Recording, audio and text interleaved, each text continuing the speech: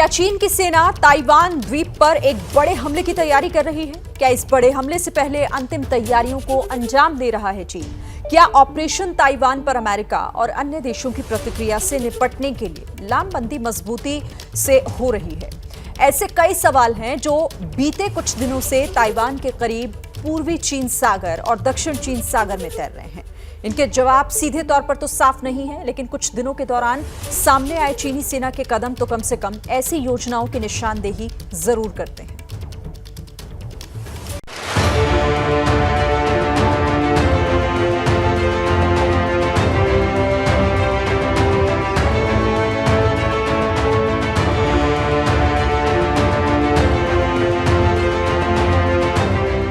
Taiwan पर Jinping का Chinese checker plan. War exercise के बहाने हमले का अभ्यास। क्या ताइवान पर सरप्राइज अटैक करेगा चीन? तस्वीर नंबर 1। ये ताइवान स्टेट में चीन के एम्फीबियस असॉल्ट का सबसे ताजा वीडियो है।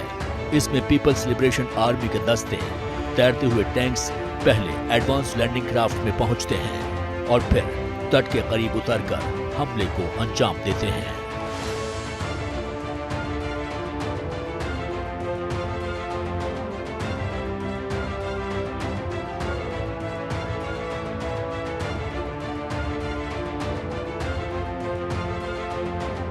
तस्वीर नंबर 2। समंदर में चीनी नौसेना की युद्धपोतों से लाइव फायरिंग हो रही है।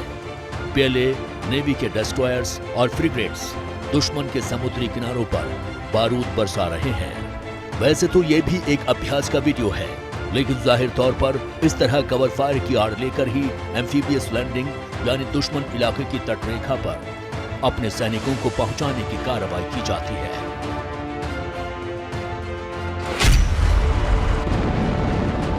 तीसरी तस्वीर रूस के युद्धपोत की है, जो सी कप मिलिट्री गेम में भाग लेने के लिए पूर्वी चीन सागर से लगे चिंगदाओ के इलाके में पहुंचा है।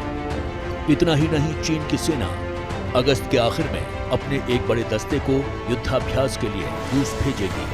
हालांकि ये एक संयुक्त अभ्यास है जिसमें रूस ने चीन के अलावा भारत, मंगोलिया, ताजिकिस्तान और बेलारूस को भी आमंत्रित किया है।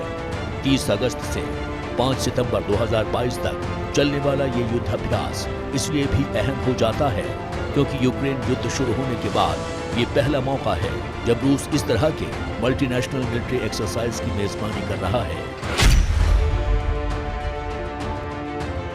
कई बड़े देशों की तरह चीन की सेना भी रूस यूक्रेन वॉर पर करीबी नजर बनाए हुए है। जानकारों का मानना है कि चीनी सेना ने इस युद्ध से सबक भी तैयार किए हैं, लिहाजा अगर उसे ताइवान के खिलाफ कार्रवाई करनी पड़े तो वो रूसी सेना जैसी गलतियां नहीं दोहराएगी। साथ ही चीन जब कभी भी ऐसा कोई ऑपरेशन करेगा तो उसे बेहद कम समय में और पूरी ताकत के साथ अंजाम देगा।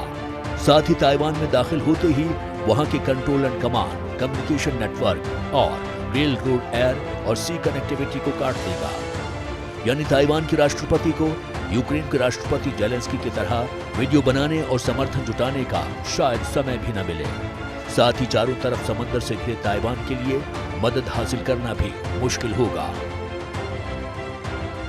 हालांकि चीन ये सब कुछ बहुत आसानी से कर लेगा, ये कहना भी जरा जल्दबाजी होगी, क्योंकि ताइवान की सेना छोटी जरूर है लेकिन आधुनिक हथियारों से लैस भी है और तैयार भी। इतना ही नहीं, ताइवान ने अपने पूरे समुद्री तट पर बंकरों और रुकावटों का जाल तैयार कर रखा है।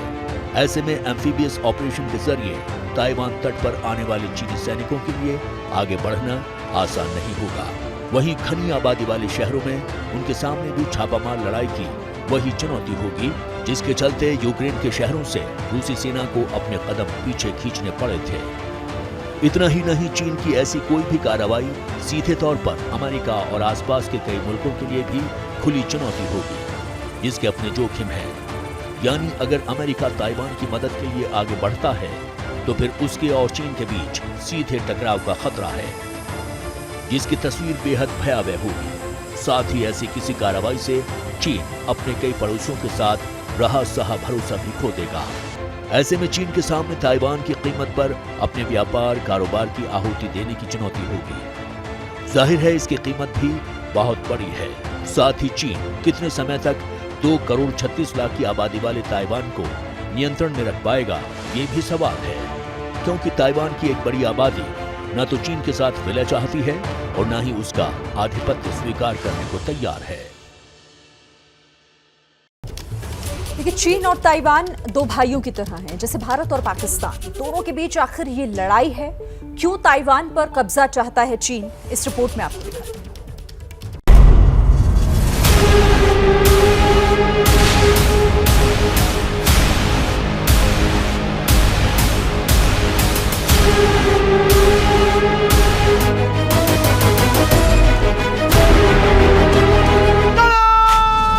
आखिर नैन्सी पेलोसी के दौर से क्यों चिढ़ा हुआ है चीन? क्यों जिनपिंग के सर पर है खून सवार? आखिर चीन को ताइवान क्यों चाहिए? इसके कारण ऐतिहासिक, राजनीतिक और आर्थिक हैं। चीन में गृह युद्ध के बाद 1949 में कम्युनिस्ट पार्टी की सरकार सत्ता में आई तो उस समय की सत्तारूढ़ कुमिंतांग पार्टी के आला करता धर्ता और उनके नेता चांग काई शेक ताइवान चले गए और उसे रिपब्लिक ऑफ चाइना घोषित कर दिया। लंबे समय तक माओ ताइवान को चीन में मिलाने की बात करते रहे। वहीं चांग काई शेक अमेरिका समेत पश्चिमी देशों की मदद से बीजिंग की सत्ता वापस हासिल करने की बात करते रहे। यानी दोनों ये दावे करते रहे कि असली चीन वो है।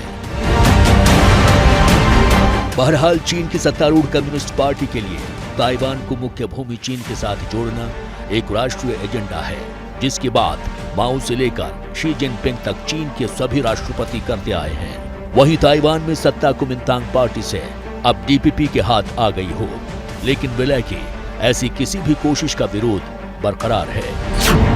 रणनीतिक मोर्चे पर चीन के लिए ताइवान अहम है, क्योंकि वैश्विक महाशक्ति बनने के उसके सपने में ये द्वीप उसकी भौगोलिक अड़चन है। इसको जरा नक्शे से समझिए। धरती पर आबादी में सबसे बड़ा और आकार में तीसरा सबसे बड़ा देश चीन एक और जमीनी पड़ोसियों से घिरा है, तो वहीं दूसरी तरफ कई छोटे द्वीपों की दीवार से। ऐसे में अगर ताइवान का द्वीप उसके नियंत्रण में आ जाता है तो प्रशांत महासागर तक उसकी खुली पहुंच होगी। साथ ही उसके लिए जापान और कोरिया जैसे पड़ोसियों की आपूर्ति पर ब्लॉकेट लगाने का मौका मिल जाएगा। साथ ही अमेरिका के कई सैन्य अड्डे भी उसकी पूरी जद में आ जाएंगे। जाहिर है ऐसा ना तो अमेरिका चाहेगा और ना ही जापान, दक्षिण कोरिया और ऑस्ट्रेलिया जैसे प्रशांत महासागर के पड़ोसी। इतना ही नहीं, चीन के ऐसे किसी पैंतरे को लेकर फिलीपींस, वियतनाम, इंडोनेशिया, मलेशिया समेत कई देशों की चिंताएं हैं। साथ ही बात जरूरी हो जाती है नक्शे पर शकरकंद की शक्ल वाले ताइवान द्वीप की आर्थिक ताकत की भी। दुनिया की फॉर्चून 500 कंपनियों की फहरिस्त में करीब 10 कंपनियां ताइवान की हैं। वहीं कंप्यूटर प्रोग्रामिंग के इंजन पर चल रहे सूचना प्रौद्योगिकी के इस दौर में इलेक्ट्रॉनिक उपकरणों के 60% सेमीकंडक्टर चिप अकेले ताइवान में बनते हैं। यानी टीवी स्क्रीन और मोबाइल फोन जैसे घरेलू उपकरणों से लेकर लड़ाकू विमानों, मिसाइलों और ड्रोन व रोबोटिक्स तक हर इलेक्ट्रॉनिक साजो सामान में प्राण फूंकने के लिए इनकी जरूरत है। ऐसे में ताइवान पर चीन के नियंत्रण का सीधा अर्थ है सेमीकंडक्टर बिजनेस पर उसका एक तरफा दबदबा। बहरहाल चीन और ताइवान भले ही इतिहास के एक मोड़ पर राजनीतिक विवाद से अलग हुए दो भाई हों, लेकिन उनकी कहानी अमेरिका की भूमिका और एक सोची समझी रणनीति के तहत बनाए गए नीति भ्रम की बात किए बिना पूरी नहीं होती है। जहां एक तरफ अमेरिका ताइवान को सैनिक मदद देता है, वहीं ये भी कहता है कि वो एक चीन नीति का समर्थक है और ताइवान की आजादी का समर्थन भी नहीं करता है। लेकिन 1971 में ताइवान को छोड़कर बीजिंग की तरफ लिए अमेरिकी यू टर्न के बाद संयुक्त राष्ट्र की सीट तो पीपल्स रिपब्लिक ऑफ चाइना के हाथ आ गई। लेकिन अमेरिका ने ताइवान रिलेशंस एक्ट 1979 और 3 आश्वासनों और 6 संदेशों के जरिए अपनी टांग बाकायदा फंसा रखी है। यानी उसे इस झगड़े से बाहर नहीं माना जा सकता है। हालांकि ये कोई नहीं जानता कि अगर चीन ने किसी दिन ताइवान के खिलाफ कोई सीधी सैन्य कार्रवाई की तो क्या अमेरिका अपनी सैन्य दखल देगा, क्योंकि यूएन का सदस्य होने और एक संप्रभु देश होने के बावजूद लड़ाई की मार यूक्रेन को अकेले झेलनी पड़े। ऐसे में यूएन का सदस्य न होने और अधिकतर देशों के साथ औपचारिक राजनयिक रिश्तों के अभाव में ताइवान के लिए रास्ता कैसे निकलेगा, ये कोई नहीं जानता। क्या मजबूरी है मेरी, बताइए। मैं अभी आपको बताती हूँ कि मैंने ओए होए होए होए होए। नमकीन के चटकारे लेते हुए टकटकी मार के डिबेट शो को पॉज रिपीट कर करके देख रहे हैं जोगिंदर जी। इनकी तरह आप भी देखें अपनी फेवरेट डिबेट्स को रिपीट कर और डाउनलोड कीजिए एबीपी लाइव ऐप अपने स्मार्ट टीवी पर।